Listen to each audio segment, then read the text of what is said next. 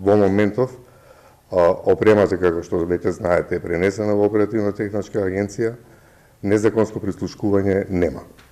Ова го гарантирам со целиот интегритет.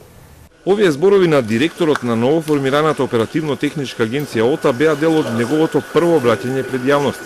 Зборовите дека не се прислушува нелегално ги кажа пред членовите на Собраниската комисија за надзор, кои на терен ќе треба да го проверат тоа и како се спроведува новиот начин на следење на комуникација, откако претходниот модел беше злоупотребен од поранешното раководство на УБК предводено од директорот Сашо Мјалков и началникот Горан Груевски.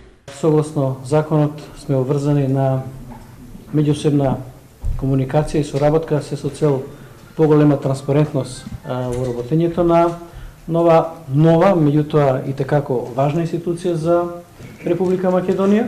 За да профункционира ОТА има уште 2 дена законски рок. Локацијата на агенцијата, како што објави Телма пред 2 недели, е на третиот кат во зградата на Телеком во центарот на Скопје.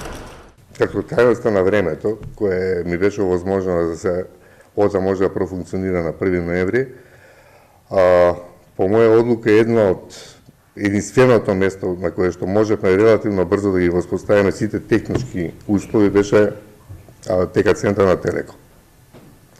Значи, имаме изнајмено преку владата простор таму. Тој простор е веќе во крајна фаза на подготовка, за почеток оперативно-техничката агенција ќе биде таму. Рокот за старт е за утре, но се знае што нема да биде завршено дотогаш. Вработувањето на законски предвидениот состав на ОТА, како и формирањето на граѓанската комисија за надзор, која ќе биде избрана во парламентот. ОТА е формирана откако за надминување на злоупотребите со системот за следење на комуникации е пресликан хрватскиот модел за следење. До сега прислушувањето се вршеше во УБК, каде беа произведени илјадници часови нелегално прислушувани разговори, од кои дел со злоупотребите на функционерите ги презеде СЈО.